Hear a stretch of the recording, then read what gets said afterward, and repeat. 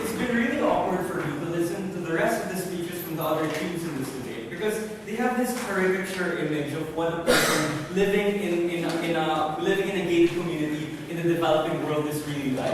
Because we'll be very, very honest, my partner and I are actually people who are living in gated communities in the developing world, and quite honestly, no, we will not leave just because we remove all of our gated communities. We will not pull out all of our investments because we think, ladies and gentlemen, it's still important. Number one, you can't just leave and remove all of your investments, especially when you've invested a lot in terms of educating your children. You've invested a lot in building communities in these places. You've invested a lot in setting up your own small businesses in these places, and that's why it's not so easy for you to leave this country. But if they're talking about moving between areas, we think that's inconsequential in this debate. Because even if you move in between areas, you will still be staying in that country, contributing to the economy, and not living in a gated community. So we're still going to accrue all of the particular benefits which they did not dispute in this debate. I want to take a look at two things. First, is the policy illegitimate? And secondly, how do we address the massive disparities in the developing world? To the first thing, is the policy illegitimate? Because these guys basically said, especially coming from the closing, that wealthy people deserve to be secure.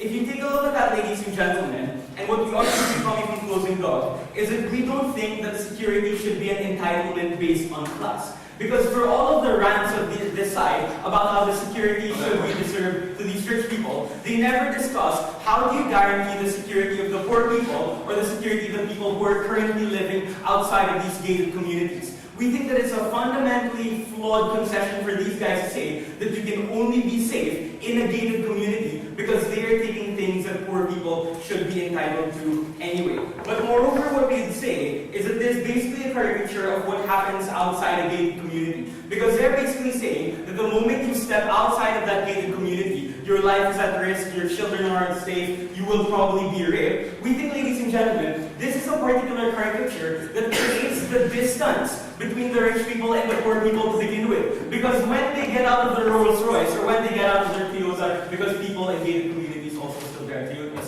when they get out of their cars, when they think that they're going to be unsafe, that's when you don't want to help these people. Because why will you want to help somebody who is going to put your life at risk? Why help somebody who is threatening your safety? We think, ladies and gentlemen, this is an ideological position which only reinforces why they are different.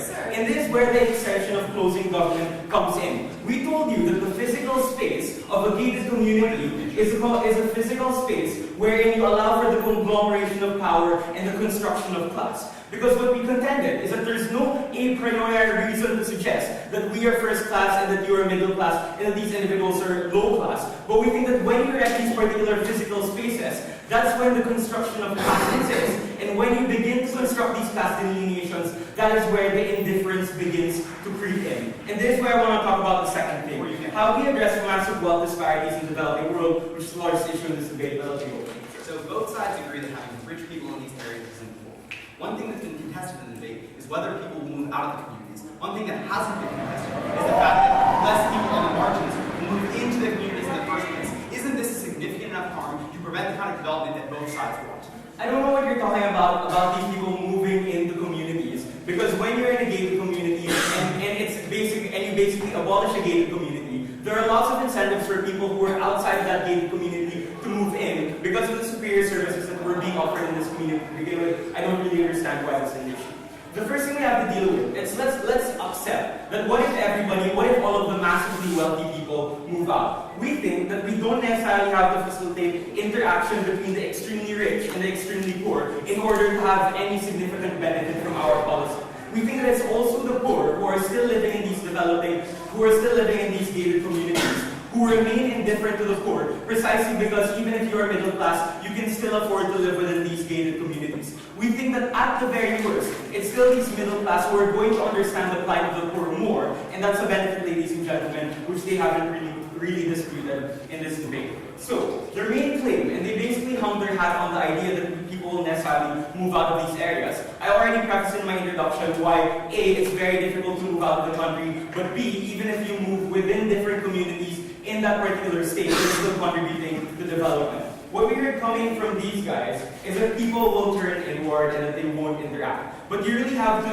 consider the relevant comparison in this debate, which I pointed out in the POI. Right now, there is zero or very marginal interaction because they can close themselves off within this gated community. At the very least, when you force them to go outside of this gated community, when you force them to share the same services, we think that you're creating an incentive and more interaction points for understanding. And what you argued exclusively coming from closing Gov was the idea of how the absence and the isolation of these individuals is what creates a misunderstanding about what the poor people need. So even if there is political will to say that we need to help these poor people, you don't know the manners in which they need help because you don't fundamentally understand their plight, you don't understand what they're going through. And the previous speaker just basically poo-pooed out the idea that you're going to create greater empathy between these individuals. And what we told you coming from closing Gov is the idea of the visceral nature of suffering as a prerequisite to want to respond to that suffering. If you take a look at the massive international response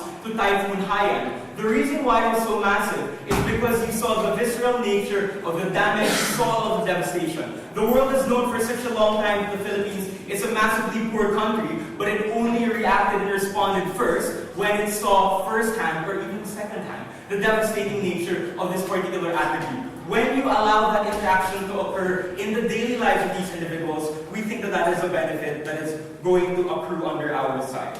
But lastly, they say, coming from the closing half, that you're basically going to be removing private investment and people will still know that inequality exists. But we think that there is a difference between knowing that inequality exists and also having enough will to act on it. Because we think that number one, it is true that it's not true that it's just about these countries being poor. It's not just true that it's these countries being poor. We think that there are a lot of countries like the Philippines who are rich enough but just don't have enough political will to expand development elsewhere. That's why it's only in the capital where development is isolated. But again, in terms of removing private investment, we think that that's a largely implausible outcome for these individuals because again, there's very limited incentive to move out, and even at the very worst, there will still be people who are willing to stay because not everybody who's living in a gated community are the types of people that they have described. For all of these reasons, we are massively proud to propose.